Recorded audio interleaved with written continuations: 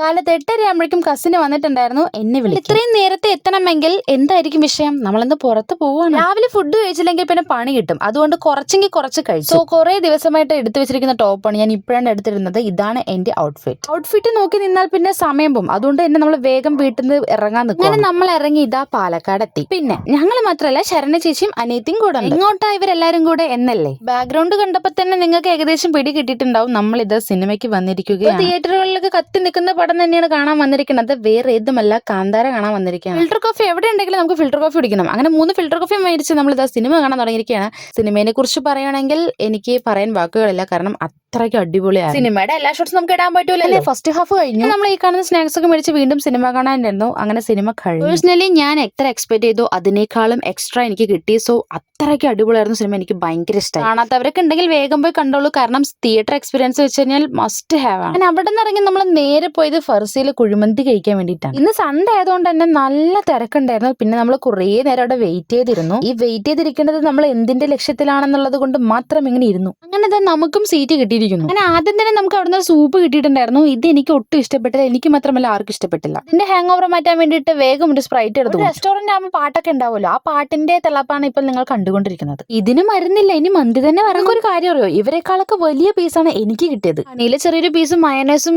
റൈസും കൂടി ചേർത്തൊരു പിടി. അവസാനം ഒരു മിന്റ് ലൈമും പറഞ്ഞു. ഈ ഒരൊറ്റ ഐറ്റം ഫർസിൽ മാത്രമേ കിട്ടുള്ളൂ. ഇതാണ് കോക്കനട്ട് മിൽക്ക്. മന്തി കഴിച്ച് ഇത് കഴിക്കുമ്പോൾ കിട്ടുന്ന ഒരു സുഖം എന്ന് പറഞ്ഞിരിക്കുമ്പോഴേക്കും ബില്ല് ഇതാ 960 ആയി. അങ്ങനെ ബില്ലൊക്കെ പേ ചെയ്ത് നമ്മൾ നേരെ തിരിച്ച് വീട്ടിലോട്ട് പോകണം. അപ്പൊ വീട് ഇത്രേ ഉള്ളൂ. ഇഷ്ടപ്പെടുന്നവരെ സപ്പോർട്ട് ചെയ്യാൻ മറക്കണ്ട. അപ്പൊ ഇന്നത്തേക്ക് ഇത്രേ ഉള്ളൂ.